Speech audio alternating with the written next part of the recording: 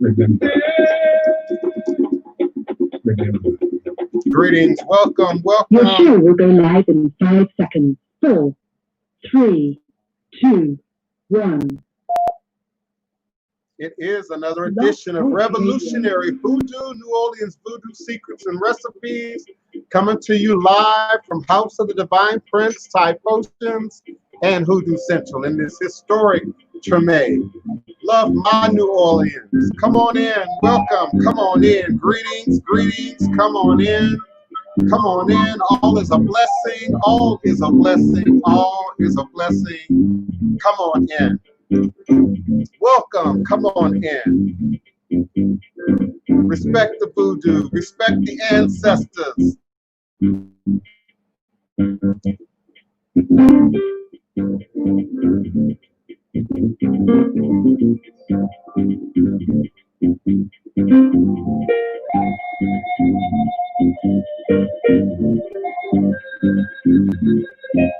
Greetings, greetings, welcome, beloved. Welcome, Danette Gibbs. Greetings, greetings. Miss Shay, greetings, beloved. Welcome, Miss Shay, 610 forward. Come on in, welcome. Sylvia Bell, greetings, beloved. Greetings, come on in. Come on in. Slay you, yes, yes, just for you. Slay you, slay you. Come on in. Come on in. Keona D. Carter, our beloved moderator. Welcome and acknowledge Keona D. Carter. Come on in. Welcome and greetings. Courageous Umi. Courageous Umi. Welcome. Divine, all blessed joy and prosperity. Come on in, beloved. Welcome. Come on in. Welcome to the room. Welcome to the show. Peace and blessings, Imani Sankofa. Come on in. Come on in. Welcome. Come on in. Greetings, greetings, Serena Newberry. Greetings, beloved. Come on in. Welcome. Come on in. All is a blessing. Did you see it last night? Did you catch me? The Travel Channel. Did you catch the Travel Channel? Did you see it? Chef Bougie, come on in. Come on in. All is a blessing. All is a blessing. Greetings. Come on in. Welcome. Come on in. All is a blessing. All is a blessing. Love and joy, peace and prosperity. Welcome one and all. Come on in. Come on in. Seven to joy, divine, all blessed. Greetings. Come on in. Respect. All is a blessing. I Bobo. All is a blessing. Cheryl and Simon. Greetings. Greetings. Greetings. Greetings. Come on in. Did you see me? Did you check it out? All is a blessing. Welcome, welcome. It's another edition of Revolutionary Voodoo, New Orleans Voodoo Secrets and Recipes. We acknowledge the head. We acknowledge the God, the King of all white cloth. We acknowledge the great ancestors, the ascended ancestors. We acknowledge Iyami and the power of Iyami. We acknowledge in this season Omolu. In this season, we acknowledge Sakpata. In this season, we acknowledge Babalu Oye. So come on in, come on through. Come on through. We got secrets and recipes to share. Come on through.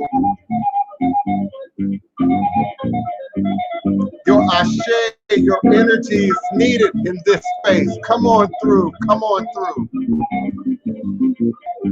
All is a blessing. All is a blessing.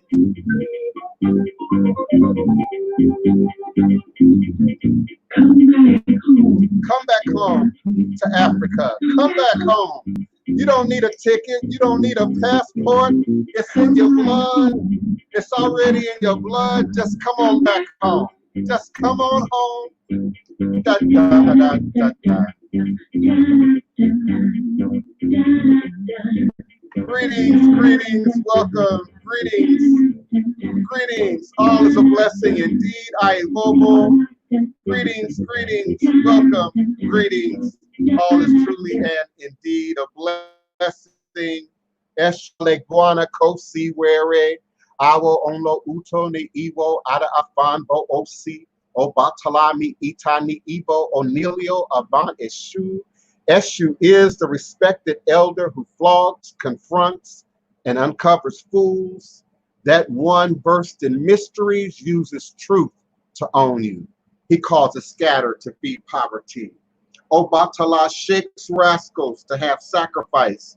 The owner of warnings is the one who is Eshu, Aboru, Aboye, Aboshishe, Ashe. May I ever reach a room.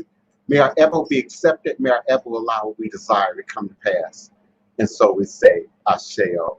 Divine all blessed peace and love, joy and prosperity, elevation, revelations, and manifestation. You are sitting now once again live with the Divine Prince, Pan-African spiritualist, practitioner, author, and advisor, Elagun Oloye Hudu Obeya Bokur, sharing with you in all things spiritual, mystical, metaphysical, cosmic, evolutionary, revolutionary, healing, and holistic from a Pan-African hoodoo world spiritualist perspective, understanding that all is truly and indeed a blessing. If you can just see beyond the veils, for it is all just an illusion and a test from one of the greatest divine mysteries of this life cycle. It is indeed my constant prayer, my mantra, my affirmation, my reverberation, and it is my ever-living reality. It is crucial to the very foundation of my inner standing, my being, my walk, my work, my ultimate demonstration on this divine, all blessed life path and journey. It is how I, the Divine Prince, make sense out of all that we're challenged with here in our daily existence on Mother, Father Earth. And it is my personal place of power and understanding, that place from where I begin, the place from where I realize and crystallize all my endeavors, understanding that I and I alone create and co-create my divine destiny, and I alone create and co-create my divine, all blessed reality. And so it is. Ashe, Ashe. I greet you.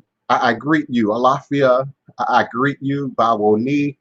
I greet you in the spirit of the day, in the acknowledgement of those ancestors of whom shoulders we all have our resting, our being. I am emanating and vibrating with you and for you live, virtually, verbally, cosmically, quantum universally from this working temple of the House of the Divine Prince. Thai Potions, Hoodoo Central in this legendary, historic, beautiful, most enchanted, and some would say most haunted city in America, New Orleans, Louisiana, the land of my ancestors and those who came before me along this spiritualist hoodoo Obeah life path and journey, passing down the great Obeah stick along with the knowledge of the life-giving herbs, roots, plants, rituals, spirits, minerals, indeed the ceremonies, petitions, the traditions that represent our culture and those who came before us, our great ancestors.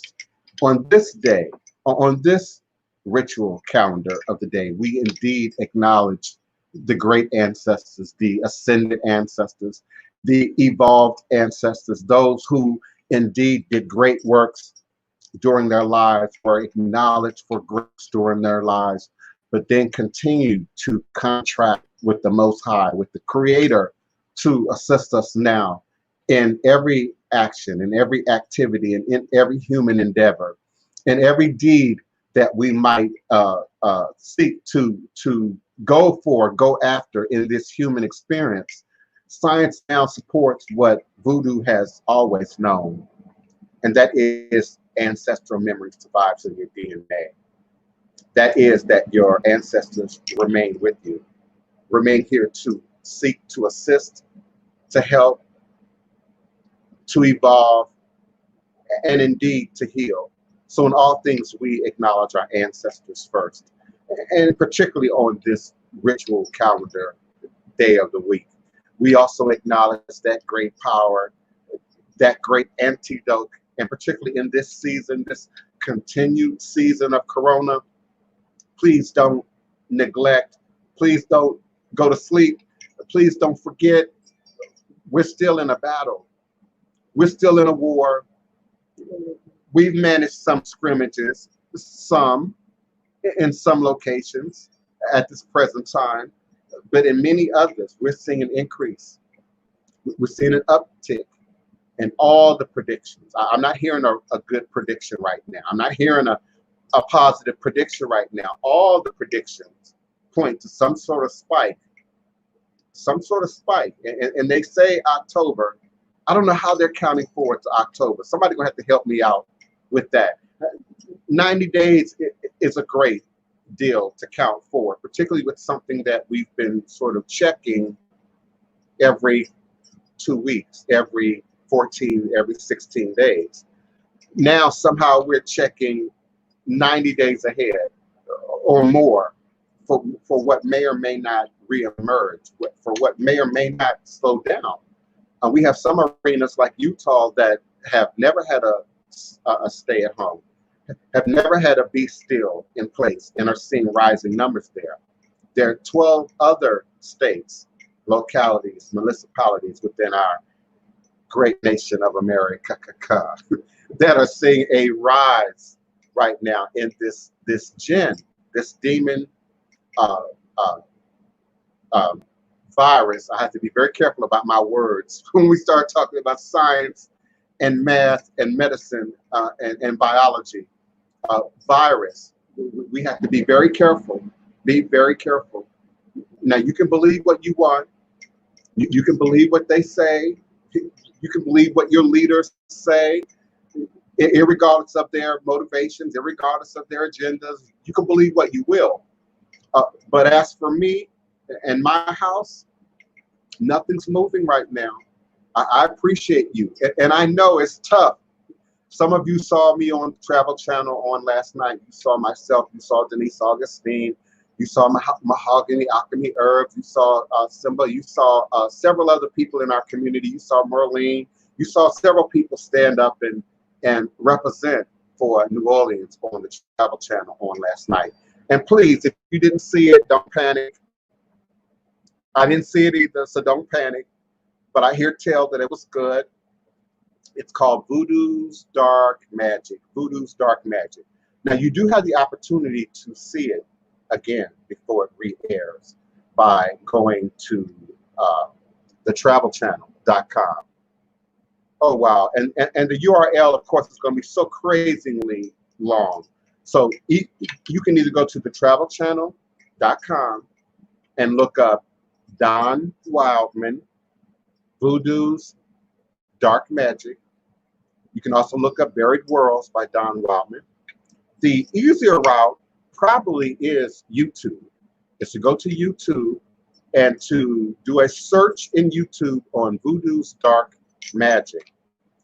And unless things have dramatically changed in the last 30 minutes, it should be the 4th listing in the search engine in YouTube if you input those words. And I know I have it already in the chat, so I'm trying to quickly scroll back to it without that becoming too big of a distraction. And of course I can't. All right, but yeah, it's a very powerful show. It starts off in Haiti and sort of continues the story here in Louisiana. And I invite you all to check it out. Let me know what you think. Share your opinion, share your thoughts, share your comment. Tweet me, Instagram me, Facebook me, however you will. I appreciate you, and I invite you at Twitter, The Divine Prince. In Twitter, I am Divine Prince Tiameka. In Instagram. And just check it out and spread the news. It's a powerful show. Talks a little bit about some topics that are of great interest at the pop cultural level, as well as those who are serious researchers and serious sojourners of voodoo and ATR traditions. So, of course, there's no conversation, good or bad, negative or positive, about voodoo. that doesn't include zombies, that doesn't include appropriation, that doesn't include commercialism to some degree, and indeed includes a conversation about the dead. So I invite you, without giving away spoilers, without giving away the context of what you might find there, to follow the link that I just popped into your chat and take the opportunity to check it out for yourself and let me know what you think. I am going to be going to you momentarily, Tamara Bragg, so please be patient with me. Just give me a moment to get a few more things in place here. I will be moving the show over to Patreon, and I'm grateful for Chef Bougie and the others who have already started what we're going to call the great migration over from this as sort of the main or central platform to Patreon. And we're doing this in all fairness to my godchildren, in all fairness to my clients, my students, my initiates. There's a little bit of a tug of war going on right now on my time, my efforts, my energies, in some cases my patience and my sensibilities. And I'm going to lean towards voodoo. I'm going to lean towards voodoo. This is not a choosing of material matter over spirit. I'm going to lean towards voodoo. And so in that leaning towards voodoo, I've got to acknowledge those who I have relationship with, those who are building and forming relationship with me as a conduit, if you will, for the voodoo. So my godchildren, my clients, my initiates, my students, my friends, my family will continue to receive sort of the bulk of my time, my energy, my efforts, and those who want to join on and want to come on board can absolutely do so by way of Patreon. Patreon now affords us an opportunity, a platform that many of you are already using, that many of you already seem to have some sense of favor for. I won't stop having people at the house. It doesn't mean that we won't stop having virtual, consultation and divination. All of that will remain intact. But the bulk of these shows, the meat of these shows, the buffet table of these shows, it's going to gradually be moved over to Patreon. And even now in this moment, I'm testing. I'm looking to see how things work. I'm trying to figure out still StreamYard, now Patreon, quite possibly a few other sites in the middle to sort of integrate this all together to ensure that you can still see me on Facebook, Instagram, Periscope, Twitter, all the various other avenues, EarthCam, that you share me and experience me and might appreciate me now. I still want to make that available. But the bulk of the shows, the meat of the shows, indeed the secrets and recipes are going to be moved over to a more controllable format where we can show equal responsibility for, equal stewardship for voodoo and how we move voodoo forward into 2021 and the future. Area code 612. Area code 612. Who's calling and where are you calling from? Hi, this is Sterling. I'm from Minneapolis. How are you doing? All is blessing. All is a blessing. Greetings, beloved. We appreciate hearing you and hearing from you. Thank you so much for calling in. Oh my God, it's just a little bit of a hectic in Minneapolis because I recently went back home from New Orleans. So I just been grounded, and I've been really feeling a sense of shift in the air. I feel like it's really the ancestors have always been here, but I feel like they're like really charged up and empowered right now. I don't know if I'm the only one that feels that, but a lot of things are shifting, and a lot of these organizations that we've become so reliant on, that are like inherently racist and meant for our destruction, are falling down. And I just want to know if you could give us a little insight on your interpretation comes to it. Yeah, I absolutely. I agree with you in many ways. And yes, I can absolutely speak to that and even take it a step further. Now, I'm going to start by saying, the great Virgo pessimist that I am, that we haven't seen enough. We haven't seen enough. Yes, we've seen more than, yes, we've seen people reach beyond the norm.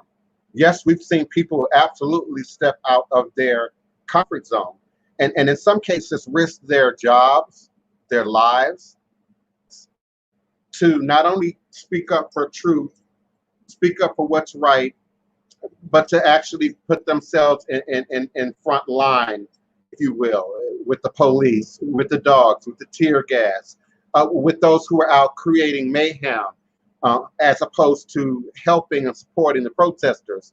There are many fractions that are moving around right now. Me and my mom talked about this the other day. You have these other subgroups that we are being warned by Chuck D and other great leaders to be concerned about, who are masking themselves, in this cause of all lives matter, or all Black lives matter. Forgive me, Black lives matter, all Black lives matter, in order to push ultimately other agendas. And I still call that for what it is, a distraction. And indeed, if one thing is beneficial, if one thing is true, if one thing holds power, then it should hold power for everyone. It should hold liberation for everyone. And yes, I'm celebrating Title VII. You didn't say it, but I'm going to say it for you. I'm celebrating Title VII. I'm celebrating what some might say should have been obvious. I don't think that's a fair argument. I think our society as a whole has moved forward in many arenas, not just so-called gay rights, not just women's rights, not just gay marriage, not just civil rights. Since the 70s, our culture has moved forward in many arenas that grandma would not have envisioned. Grandpa would not have even envisioned. So I think they made the right call. They made a right decision, indeed, for what's happening now, indeed, for the energy that's in the air right now, indeed, for a response to, a reaction to the magic that's in the air right now. But let me be clear, I haven't seen enough. And I'll say it again, until I can feel it here, until I can sense it here, until that reality shows up in my world, I still need to see more proof. I still need more demonstration. And it's real easy, for certain voices on any side of the conversation to beg for peace, to plead for peace, to desire peace, to want peace. But as I've said in previous shows, it's a very thin line between our peace in this world and silence and activity and inaction. So I think it's real easy right now when it's popular, and particularly for people who already hold a position of popularity, fame, infamy, who have a platform, whether it's on TV, cable, the internet, radio, wherever their platform might be. I think it's real easy, excuse me, as with many of these movements, to sort of jump on the Black Lives Matter bandwagon. I equated to, what was it, 28 years ago, between today and Rodney King. and the Koreans putting on Malcolm X T-shirts during that uprising. Some of the store owners putting up, red, black, and green, posters and symbolism during that uprising. So for some, it's an immediate response to, please don't burn down my house. Please don't burn down my store. Please don't wreck, my life and my livelihood and my way of doing things. And of course, there are those who stand in the middle, who say, oh, well, you're burning down your stuff. Well, many of these people don't own not only that stuff, but much of any stuff. Well, you're only harming your own community, particularly communities where I live, where we already live in a food desert. Ain't no grocery stores in my zip code. Ain't no grocery stores in my neighborhood. I have to travel outside my community to find fruits, vegetables, produce, or now have it delivered in, by way of these new upstart middlemen who deliver for us. Instacart, Uber Eats, all the various services now that we come to rely on. So there's too much machinery involved, as I demonstrated yesterday, when it comes to white supremacy and racism and sexism and prejudice. I in no way anticipate, a stroke of a pen is going to shift homophobia in our community in any great way. And in fact, we might see a spike.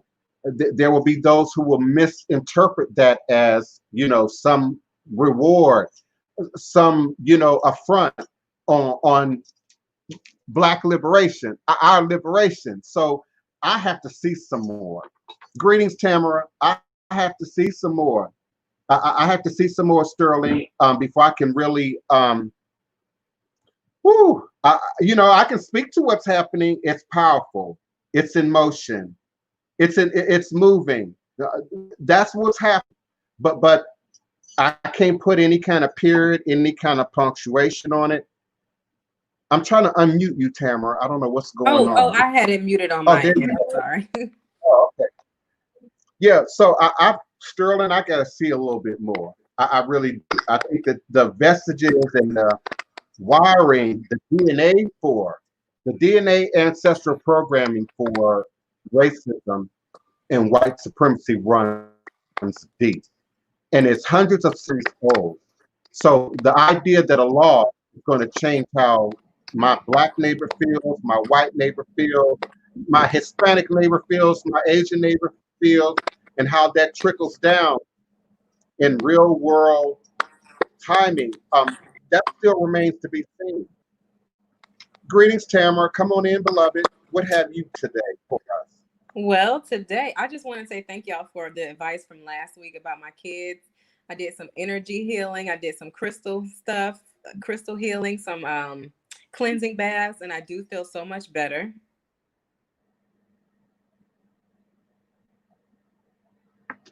You're gone. Good. Sorry about that. I had an incoming call. Okay. Yeah. So I did some grounding baths for them as well, and it really helped them out big time. But anyway, so I had two questions. First one was I don't know if you are into like celebrity news, but there's a lady named B. Simone, and recently she has been outed as a plagiarist because she took a lot of people's, she wrote a book about manifestations and how people can manifest wealth and being entrepreneurs, all this kind of stuff. So anyway, she took a lot of written work from other people off of Pinterest, different bloggers, things like that, like their own creative work. And she's been outed now as a plagiarist because these people have seen their own work. I mean, word for word, pictures and everything about manifestations, how to manifest things, different, ways you can do it. So what is your stance on all these people out here taking from people that are in the community for years, like yourself, who are really producing authentic work, and then they just go and plagiarize and make millions of dollars off of it? It's about time. I'm gonna start out by saying it's about time, and just know it's coming. I think even still, this deep in, the internet is still new to some people. Social media is still new to some people. And it grows and it evolves with the computer technology at such a rapid rate that at whatever point you jump in on this, you're already behind and are playing catch up. So when we think about how laws are written, when we think about how income is generated on the internet, how people are moving money around on the internet, many areas are being exploited because they're just new. And so the law hasn't caught up, or the populace hasn't caught up. When we think about the scams and the, for God's sake, never ending DMs that come through Facebook, you know, we're still talking about a large segment of our community who still don't quite understand technology, you know, and so they're playing on your emotions, they're playing on your feelings, they're playing on your gut response to children or animals being in harm and all these kind of things, you know, while at the same time they're stealing your money, stealing your identity, you know, and of course stealing your intellectual property. Social media has long been behind the loop in terms of plagiarizing other people's material. I can remember going back to Yahoo 360. Now you're kind of young, so I don't know if you remember Yahoo 360 or if you even use Yahoo 360. That goes back to Hurricane Katrina, 2005. The years predating 2005. And so I'm getting a lot of background noise too, by the way. I don't know what you're doing, but somebody is inputting a lot of background noise.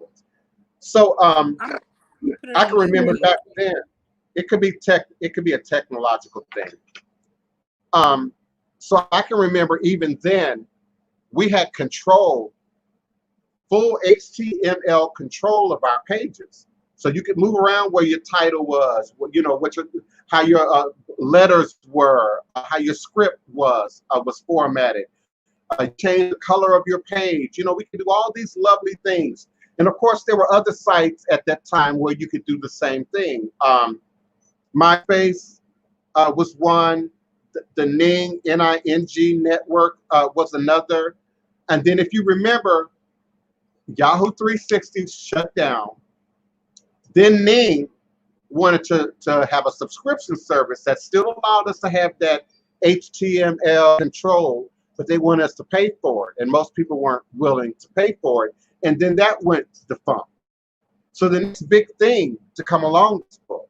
And one of the first things we noticed that we couldn't control was the page, your own page, your ability to control your wording, your lettering, the order of pictures, what shows on your page, what does not show on your page.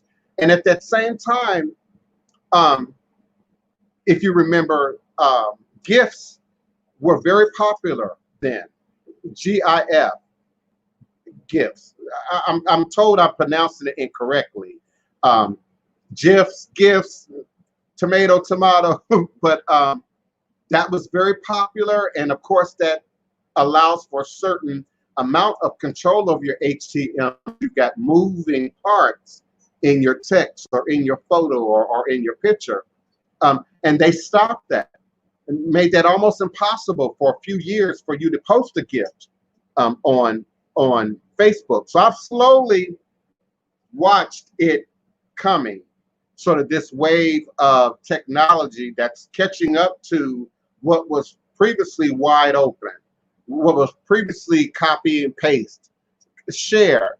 The share button, I think, was also a reaction to, we've got to regain control over these posts, where these posts are coming from, where these posts are often originating from. And so we now had to share this button, you know, the like this button across networks.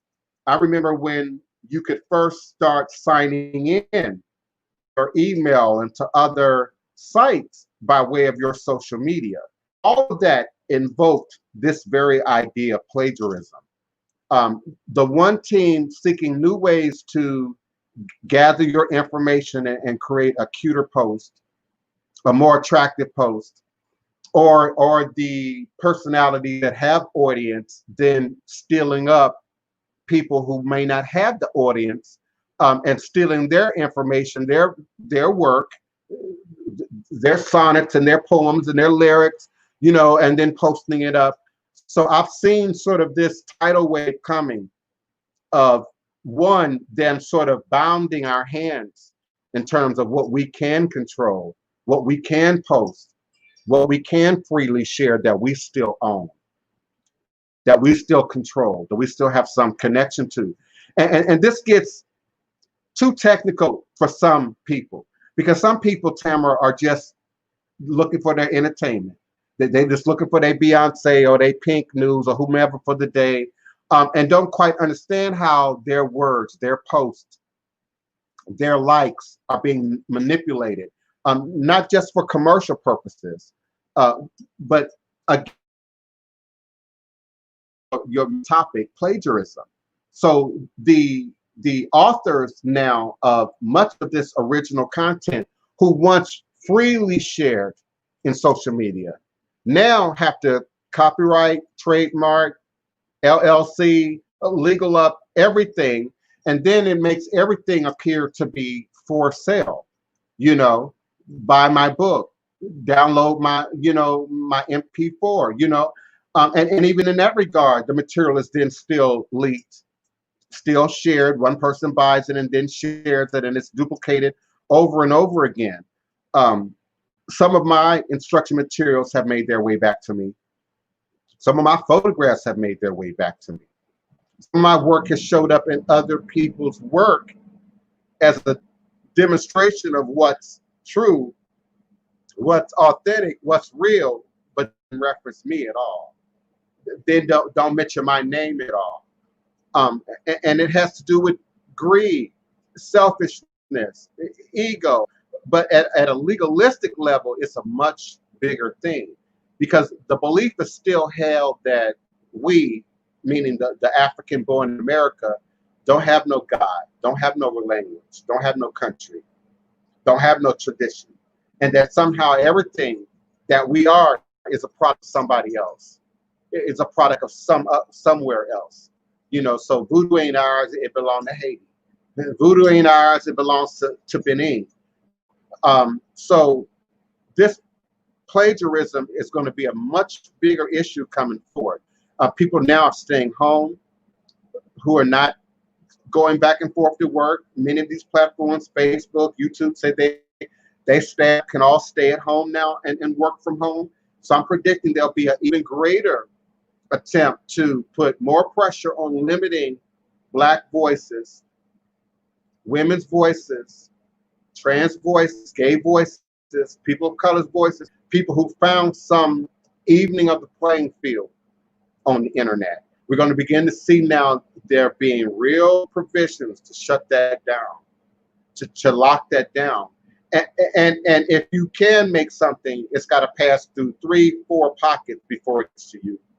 It's got to go through the YouTube. It's got to go through AdWords. It's got to go through the advertisers.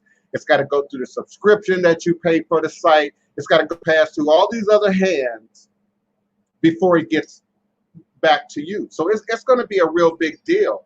I remember, and you remember some messages of hip hop and their argument about sampling and borrowing, and well, that still might be a little bit older than you. Okay, I still might be talking about maybe the 80s, where that was a real big argument about. First, it was we can't say what we want. You can't say fuck the police. You can't say anything against the president or a great leader. But then it came down to we're saying too much of what we want, and that needs to be controlled somehow. And so again, the internet came into play, and you had music services, you had sharing services, which too many people abused, quite frankly, to great advantage of. And so then they put provisions to lock that down. So they're going to attempt to come for us any way that we leave open, any way that we don't defend, any way we don't protect for. Even in the tagging industry, which is beginning to see a downside, a downturn, by the way. I'm predicting that tagging is on its way out. has already begun to be on its way out. You're not seeing it referenced as frequently as you did a year ago, tagging. And so that hashtag thing, we're going to see that go away, go back into invisibility as it was before. Before, it was a part of HTML code. If you didn't know a whole lot about code, you didn't know that that even existed, you know, until it became trending in social media.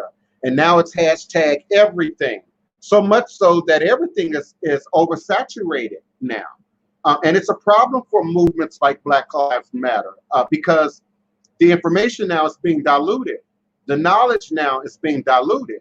What's truthful in connection with the movement now being diluted, because anybody, any clown, any watermelon can now hashtag it and embed it in a nude picture, embed it in a porn, embed it in a propaganda, and embed it in their lie.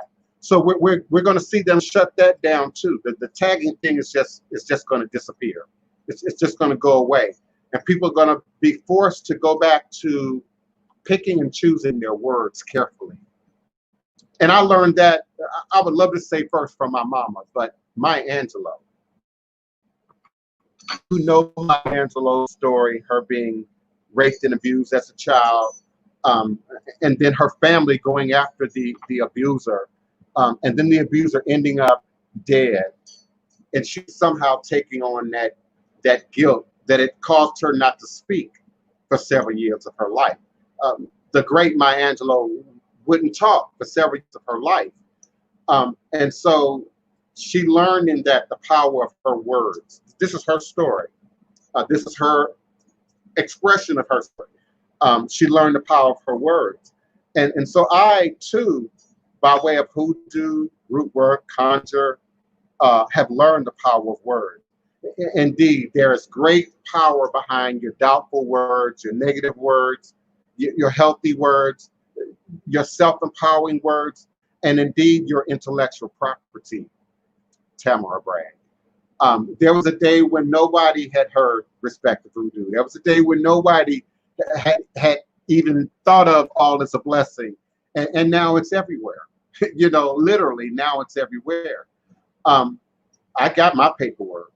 I got my copyrights, and my, you know, but I had to learn that the hard way. I had to learn it the hard way through personal experience, through watching others, through watching trends, such as what we're talking about happen online, and see people's material, you know, get away from them.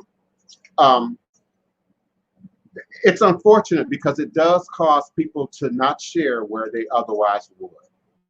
And what we think of as a free space to give and to share, that's really not happening anymore the way it once was, you know, from your great things. It could be math, it could be astrology, it could be numerology. You know, 10 years ago, 20 years ago, you know, we think of these great ideas, great notions, these great dreams, and we would share them. And I'm seeing that not happen because people are going to exploit their material, plagiarize their material, steal their material. There's some information that's instructional. Many of you know my mom's a retired school teacher. I spent a lot of hours 90 seconds in a school building. So there are certain books that are instructional. You know, there's certain poems that we're all exposed to, you know, in school as a party to education, as a party to instruction of something. And then that information gets readily shared. But then there's all other stuff that comes in between. And particularly in this format of remote as opposed to hands-on instruction, virtual as opposed to in-face instruction. So many teachers at many levels, not just the university, not just in spirituality and religion, are putting their material online now, are putting their books online now, are putting their curriculum online now.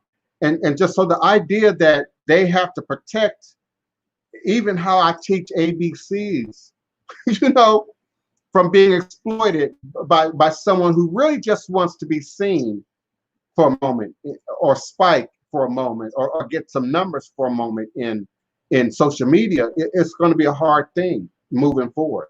It's going to be a very complex thing. I know me, I teach it the way it was taught to me. And so there's booking. 10 seconds. And then there's that hands-on information that can only be verbalized, that can only be demonstrated, that can only be shared in a conference of that intimate space. I'm very careful about how I teach that. It has affected what I share. Recently, it has affected what I give, because you have, the wannabe witch, the wannabe practitioner, who really thinks, Tamara, that if they can just have my documents, if they can just see what Tamara got in her email that keeps her coming back, then maybe they have access to, I don't know, what's in here. I mean, when I do that, it don't logically make any sense. No amount of my writing, no amount of my book work, no amount of anyone's book work gives you the inner workings of their mind, their consciousness, what they meant, what they implied, what they suggested. That's a big argument over the Bible, right? Interpretation. And whose interpretation is right, and who's interpreting, most narrowly mirrors that of the original writer, the original author, the original giver of a thing. So it's a big deal. And again, I predict that it's only going to get more regulated, which is going to force many people to use sites like academia. But even academia is a good example. I'm seeing people use translators to steal people's information, to steal your words from out of your video, to steal your words from out of your podcast. And of course, you have to pay for translators, or transcribers, I should say. And then that information is being uploaded to sites like academia as original, to subscribe as original, to various subscription-based sites that are setting themselves up now to somehow allow people to receive resources, money, internet income for their intellectual property. So it's going to be a bigger problem as we continue to stay home, as we go through this second predicted, this coming stay at home, and get closer to the fall, when many more educators are going to be online, when many more teachers and instructors are going to be either already positioned to address their student body for the fall, or are still, moving that into position. This is going to come up. It's going to be on Good Morning America. It's going to be on CNN. It's a major topic of discussion. Even now with the Zoom platform and the hacking of that, and people getting into these corporate meetings. Zoom was being touted for a minute there as this great professional place to do business securely in light of the stay-at-home order. I'm still using Skype. I'm still not having a problem with Skype. I'm still not hearing about Skype being hacked or broken into in any way. I'm sticking with what works. I'm sticking with what I know. But that intellectual property thing is going to be a big deal. I'm actually working on a book right now. For obvious reasons, I'm not going to say much more about it than that. Yeah, I'm not going to say much more about it than that. I'm working on a book right now. I've been suggesting it for years. I've been talking about aspects of many of the books that are floating around in my head for years. But this one particular one that I have in mind is geared just towards that question, Tamara Bragg. Plagiarism, the roots of information, particularly the regurgitating information. Google Hoodoo, Google Voodoo, Google Conjure, Wikipedia. Can we have a full conversation about Wikipedia? I'm one of those who supported Wikipedia for years, thought Wikipedia was going to be a game changer. thought Wikipedia, was going to be beneficial, and now anybody can go into Wikipedia and write a story or edit a story or adjust a story in Wikipedia. Or did you know that? You all did know that. So now that's a battleground for how authentic, how true, how real, how biased or lack of are what you see, read in Wikipedia, and particularly as it relates to ethno-cultural spirituality and tradition. One page has voodoo, another page has voodoo, comma, VODU, comma, VOUDOU, comma, and then a whole nother page has Haitian voodoo, then a whole nother page has West African voodoo. I mean, it's more convoluted than any good dictionary or encyclopedia or thesaurus I've ever read. So I'm beginning to lean towards the skeptics now as it relates to sites like Wikipedia, and who's vetting this information, who's validating, what's being said, what's authored, what's being demonstrated. I am still finding, even today, racist, anti-Semitic, white supremacist, biased, prejudiced information as it relates to topics that the main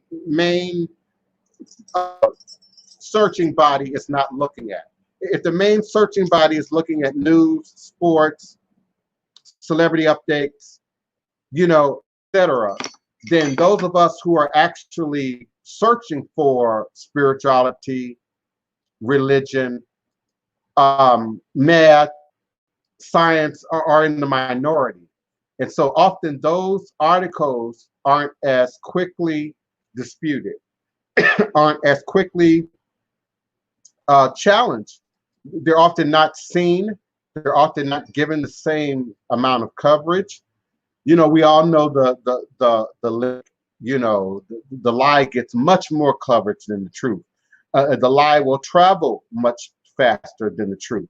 So when you think about how people are seeking to get ratings, seeking to get noticed in social media, whether it's a quote unquote legitimate media site, a legitimate author, writer, or just the average person, individual using social media, we have to question the source of the information. Many of you missed the days of Yahoo 360. Many of you missed the days of Facebook 2 or 3 years ago, when that's all I did. That's all me and Tony Bell did, was post information, documentation, material, facts, history. Some of you say, what happened to your Facebook? Some of you say, why you don't do that anymore? Plagiarizing. Look at the plagiarism. And certain applications like Instagram made that easier, made it easier for people to come in, dice up your Facebook posts, dice up your document, the long document that many aren't going to read, and reduce it down to 1 or 2 lines, 1 or 2 words, and some photographs or video, and put it on Twitch, WhatsApp, other locations. So the plagiarizing is just as convoluted and complex, I would say, Tamara, as even racism is. I would say that it's one of the tools that keep the small voices empowered. It's one of the tools that keeps the smaller people to the back of the bus. It's just one of the tools that keep those who are not as connected, not as well resourced, from gaining access to that by way of what I've already evens the playing field. And that would be the superhighway. I know many of you came looking for and want to talk about battling the enemy, rooting the enemy. And in any request an enemy to go after. You first got to clarify what an enemy is. You first have to clarify what an enemy is. And so the notion that, you know, my competition, that's not your enemy. The notion that I need some extra power, some extra push to overcome natural weather, natural obstacles, that's not what we use voodoo to battle enemies for. Let's understand first what a real enemy is. Wasn't it Malcolm X that said first you got to clarify who and what the enemy is? If we don't clarify who and what the enemy is, how then do we have a healthy conversation about addressing white supremacy, about addressing racism, about addressing any usage of black magic, dark magic, hoodoo, conjure, root work, without first getting clear about what an enemy is? So jealousy doesn't make for an enemy. Competition doesn't make for an enemy. Seeking to overcome by way of unnatural means those who are doing the work, who are laying down the foundation, there's no voodoo for that. There's no root work for that. There's no conjure for that. But when we look at abuse, rape, molestation, murder, killing, the taking of unjustified life, now we're talking about room for battling. Now we're talking about room for introducing hoodoo, root work, and conjure into the conversation. It's real easy to say, fuck the police. All police? Which police? Which system of police are we talking about? And so when we look at hoodoo, conjure, root work in its pop cultural context, I'm battling my enemies, I'm binding my enemies, you know, I got a root on my enemy. We got to be real clear about who the enemy is. And my long-term listeners, you've heard me talk about this before. I am sure the Haitian Revolution, which was predicated by the Bois Cayman voodoo ceremony, nothing to do with who was dating who had more access to resources than the other, who wanted to be more famous or more well-known than the other. It had nothing to do with any of those carnal, superficial, fleshly, debased, lower things. It had everything to do with life, death, liberty, the pursuit of happiness, the things that we say that we're in the streets for today, the things that we say that we're in challenge for today, the things that we say that we're in battle for today. In any occasion to root the enemy, you first got to have clean hands. You can't do what the bad guy does. You can't mimic what the bad girl does and then say, I want to root my enemy. And then say, I want to bind my enemy. No, you just want to bind them from doing what you do more successfully than you do it. That's not voodoo. That's not hoodoo. That's not root work. That's not legitimate conjure. That's witchcraft. Anytime ego gets into the play, that's witchcraft.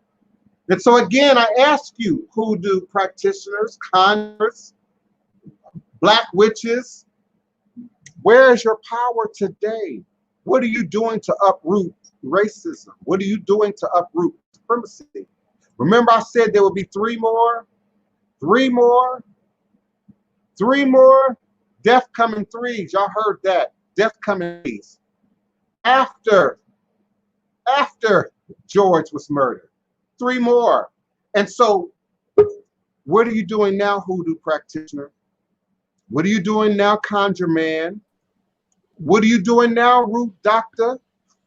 To root the enemy. To root the enemy. So first you got to have clean hands. First you got to come from a clean platform. First. That's how you bind the devil. You can't be a devil and bind the devil. I know we've heard fight fire with fire. We all grew up hearing fight fire with fire. That's some of that my dad would call that that Western Mickey Mouse psychology, you know, that's often taught and preached to us. You know, I don't have to be dirty as you to win. I don't have to be as low as you to win. And in fact, the higher, the greater, the more expansive, the more I have room to work with in counting the enemy and binding the enemy. Some things need to be buried. Some things need to be put in the ground. Some things need to be encapsulated so that they don't do harm to others. And then there are other things, Neophyte Bokur, that we release in nature. That we release in nature. And nature has a cleansing, natural cleansing, purifying process in which Oshun is greatly involved, in which Yemaya is greatly involved. Yes. That is very correct. Come on, brother. Oh, yeah, I'm coming with it. One second, I'm just now leaving my delivery. Hope everything is well. Hope all is well. Everybody in the chat. Empty. No. I'm sorry about that. All right, thank you. Sorry about that. But yeah, you're touching on a lot of bases today. I hope everybody has got their notepads out and taking notes. You got to look into a lot of this stuff that I'm gonna just call it a teacher. Teacher is teaching today. The Haitian Revolution is just for starters. All right, I'm gonna mute my mic. I'm gonna come back into the chat in just a minute.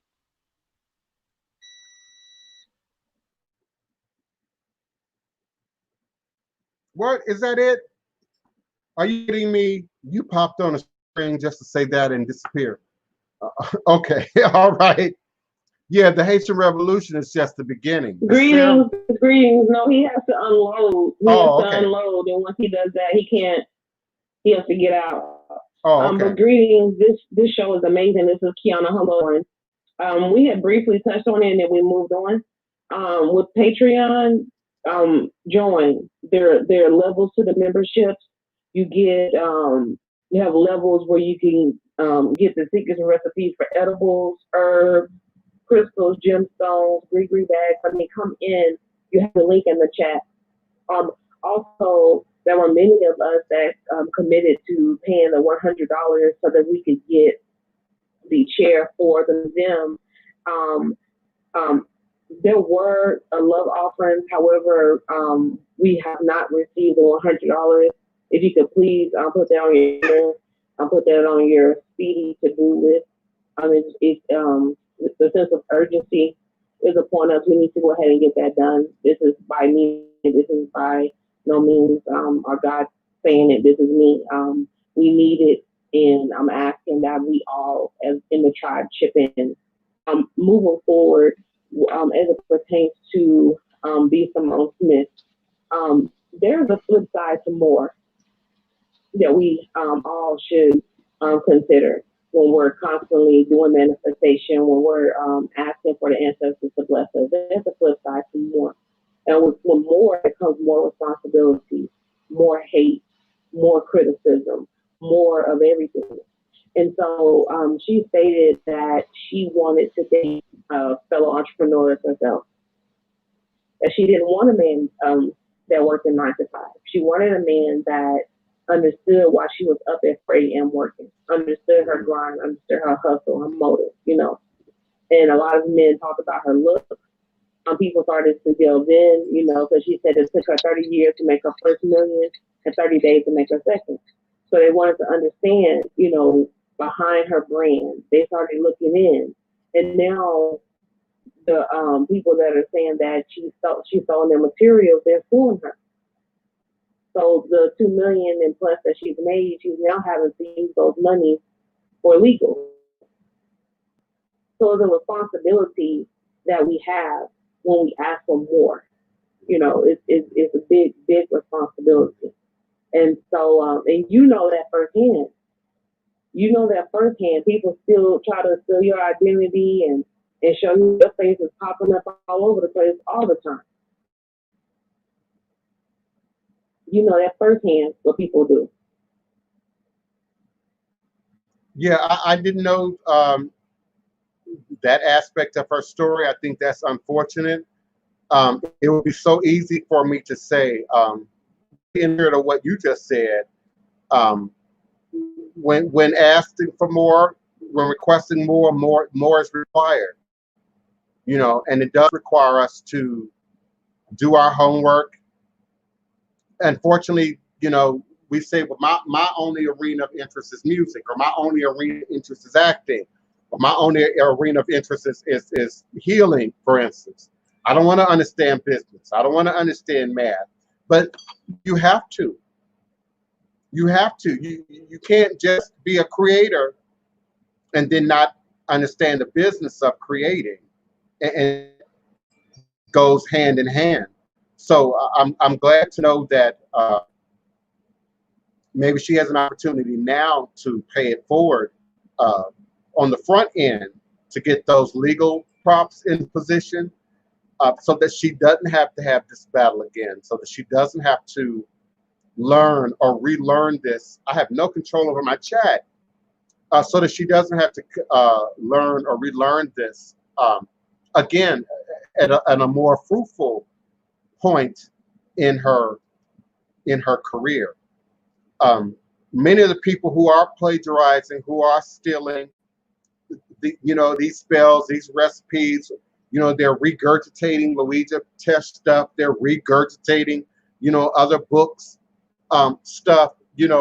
Many of those people are really only interested in momentary, temporary gain, and even if that's financial, they seek to make a lot of money quickly off the backs of you good ATR believing individuals, who love to support these botanicas and are desperate to throw your good money after bad. And then they're going to disappear. They're not concerned about trademarking, copywriting, legalities, because often these people you described, Kiona, no, they won't even be on the scene 3 years down, 5 years down, and they hope to sort of disappear, back into the illusion of anonymity that is the internet. So it makes it worse. It makes it bad for everyone.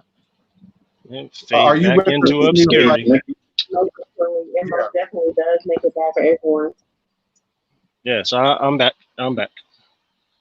Yeah, I'm gonna need one of you all to talk so I can have a moment to get control of my chat.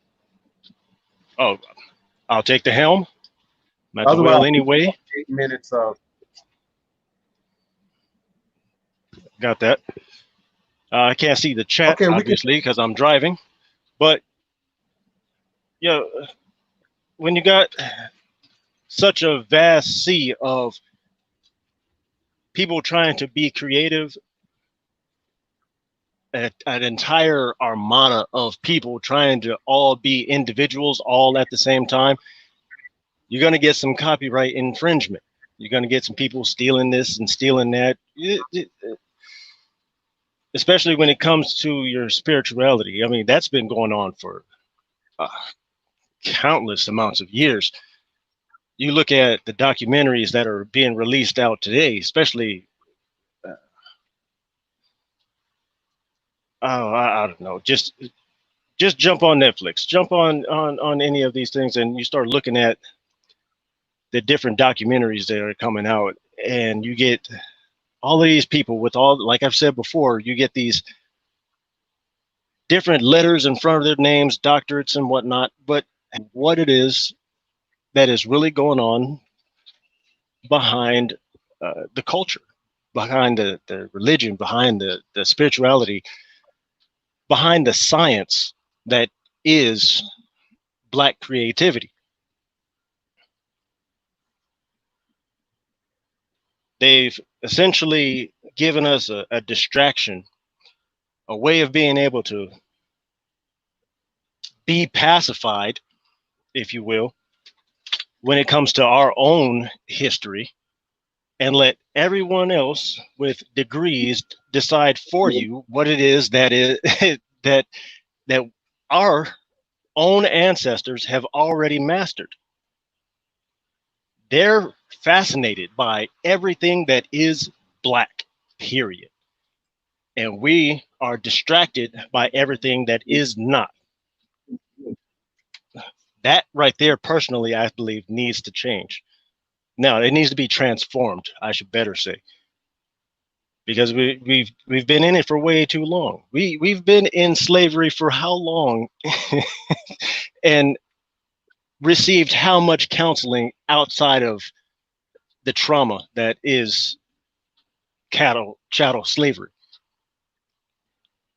We start there and then start embracing our ancestors like we should. They're calling us, they've been calling us for Lord knows how long, to come back into ourselves, let alone into contact with them. And we're distracted by trying to outdo one another. I think the one thing that makes us great is our individuality, but we're being pitted against each other in our individuality. It that's weird. That's weird altogether, the way I see it. But a lot of people don't see it that way. When I hear individuality, though, why then would there be some infringement on other people's material? Well, see, you remember now, I'm a wordsmith. I'm paying very close attention to word usage. So if indeed this was a season of individuality, then we would be seeing diversity. We will be seeing difference. This is a season of mimic and copy. This is a season of copy and paste. This is a season of quick technology that will allow me to create in a matter of moments, you know, an interactive, you know, TikTok video, you know, that's going to increase my popularity. That's going to increase my need for immediate gratification, and that's a whole nother thing. I also wanted to know in what you were saying. I heard sort of this thing that's happening from the system, from the man, but then I wasn't sure you were including that which is happening at the ground level, as Tamara and others had suggested, from within our own community, stealing your property. Again, it makes me go back to. I always, if you don't mind, I always start from the ground level and work my way up. Like, for instance, tourism. You get a lot of people going into different countries, white and Black, all races, whatever, that are going into vacation, go on vacation and go sightseeing and whatnot. One of the sites that they want to see, or one of the experiences that they want to experience, is the voodoo. Benin, they want to go to Ghana, they want to go to all these different places, but they want to see the gritty part of it. So they go down and they visit some of the less common corners of either in America or over in South America, and then work their way over into Africa, trying to see the hoodoo, the voodoo, the vodun. They want to see the gritty parts of it. So they go into these towns and whatnot. And this is where our people take advantage of the tourists' greediness or ignorance. And they put on a nice little show, a little song and dance and whatnot. They shuck and jive and put on a mask of it being the culture. But we all know it's not. Or those that are in that in the study, we know it's not, but they don't. Their ignorance is what pays for the village to eat. Their ignorance is what pays for that family to be able to live for the month. It's not real. It's just, that's the show that they're putting on. Now you get down into real culture, looks way different. It's totally different. You're not going to find that on these documentaries of these same paper. These same documentaries are taking the same tours that people are paying thousands of dollars to go jump on a cruise ship and get off the boat and go and, you know, dance with the Negroes. That Okay, but you have either gotten off topic or don't understand the definition of plagiarism. We're talking about plagiarism right now.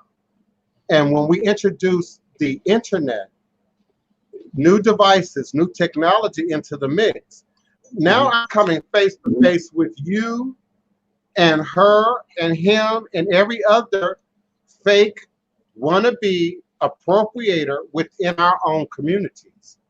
So are you suggesting that we ignore them, ignore all the fake black witches that want to steal your material and just go after the man? Go after those are the exact people that I'm talking about. Our own people appropriating the culture by doing the same, taking the same tours that everybody else is doing and thinking that they're dabbling into something or reconnecting with something. They're not reconnected with the point. You're still missing the point. And these people that I'm talking about, you're in their audience. Kiona's in their audience. Black folks is in their audience. The people that I'm talking about, it ain't a whole lot of tourists in that audience. It's the wannabe black witch that's in that audience. It's the wannabe overnight healer / tarot reader who's going to now somehow make a fortune of money because they never do it because they want to actually change anything or heal the community or fix anything, you know, within the confines of our community. It's always about the quick money, the quick fix. So yeah, we can easily point to certain book authors who've appropriated our community. Certain movie industries have appropriated our community to some degree.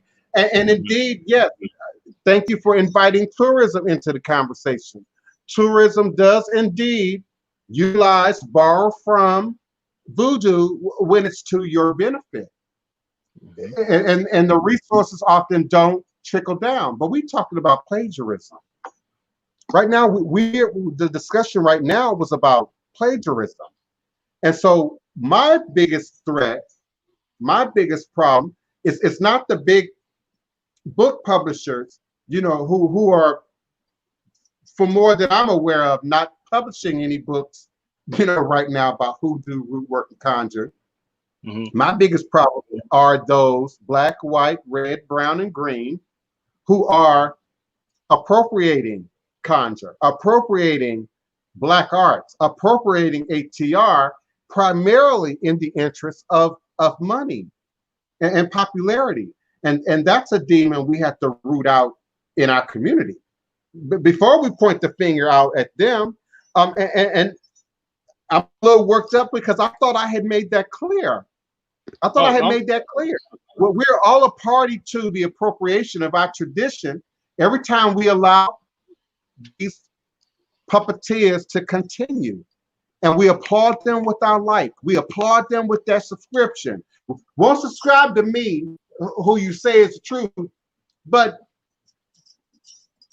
that's what I believe we're addressing. Now, hold on. Allow Tamara to come on in because she is the one who introduced the subject matter of plagiarism. Yes, but I think is saying that it all ties in together.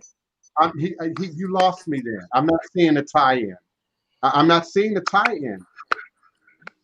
I'm not. I can try to break it down as plainly as possible. I mean, it's something that I've noticed it's something I've noticed for a long time because I've been studying. I'm old enough to be your father. I've been in voodoo conjure since you knew what voodoo conjure was. You can't break it down for me. You can't break it down for me. Well, I'm not trying to break it down for you. I'm just saying in general. I'm just saying. I'm saying it. I'm not seeing connection, nor did I hear you speak to the connection between the people of color who are masquerading and perpetrating and bastardizing and appropriating our tradition, and big white supremacist heads at the top. That's where the disconnect is. Because right now, in the spirit of killing racism, killing white supremacy, we quietly having a conversation over here about who do root work and conjure, and it's at least 6 witches in the room that's gathering clients out of this group right now with no knowledge, no skills, no background, no footprint. Those are the people that are doing us the most harm. Let's talk about Mau Mau. Mau Mau tactics as it relates to root work and conjure. We can't point outside our neighborhood until we point within. That's what I'm saying. Right. You got to drown them out first off. Yeah. Yeah, I'm here. I was, the whole thing about her, what really offended me when I go back to B. Simone, specifically, is that she says that, she hired a team because she's not an author. She's not a writer or this or that. So she hired a team who was supposed to gather this information for her. But then on the title of the book, it says written by B. Simone. And, a lot of this creative content that came from, people in the spiritual community, manifestors and things like that, those people didn't do any works cited. They did not give credit to the people who created this content, and therefore she put her name on this thing like it was hers. And those people are speaking out saying, this is what I wrote, this was on my blog, this was in my book or my article or on my Pinterest account. And now she's facing backlash. So like Kiana was saying, that $1 million that she says that she made is going to be used for lawyers, because all of these people are suing her, for outright plagiarism. And it's very, at her age, people are like, well, why would you write a book and say you're an author and have your name as the author when you had to hire a team? And these people really just played you because they went and found all this content from all of these other people who are authentic in the community, and you stole from them, So, that's what I was thinking, because I think about people like you who have creative content and genuine information to share, and someone come and just say, you know what, I'm an entrepreneur, I'm a businesswoman, I'm an influencer, and take your stuff and steal it and don't give you any credit, and this is also spiritual information that you're getting from the deities and the ancestors. So she's stealing from universe as well. Right. I agree. And in all fairness, Neophyte, before I'm gonna need you an opportunity to address that again. But again, when I think about copyright, trademarks, licensing, protecting House of the Divine Prince, protecting Hoodoo Central, it was the motivation of people of color coming for me that led to me moving that into position.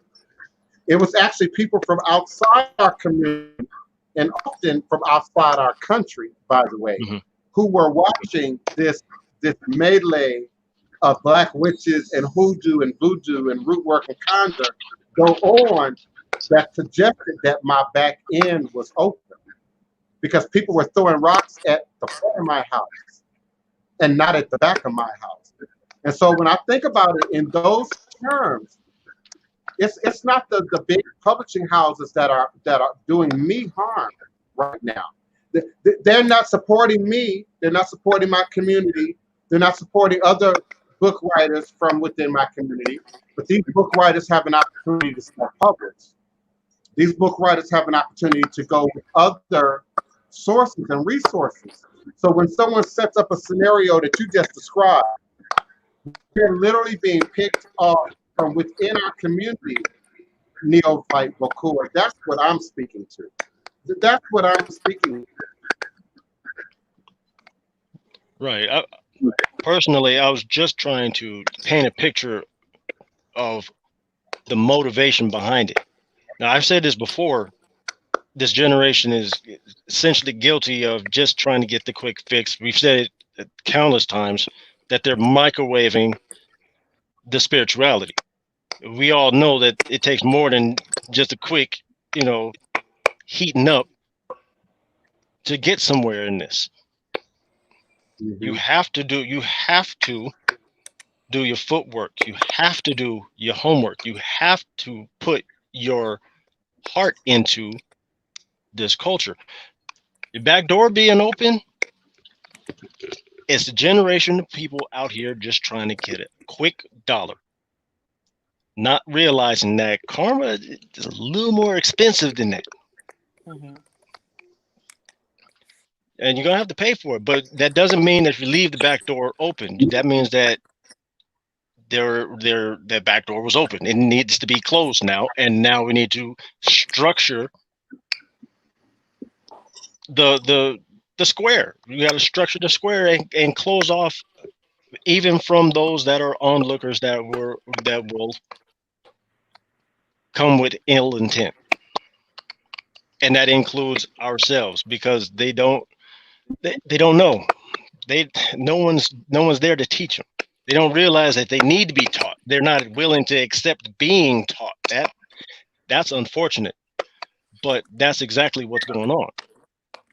Yeah, I accept the second part of that. You know, they don't have that desire or that wanting to. We can't keep saying we don't have teachers. We can't keep saying we don't have elders. We keep saying we don't have are information. there.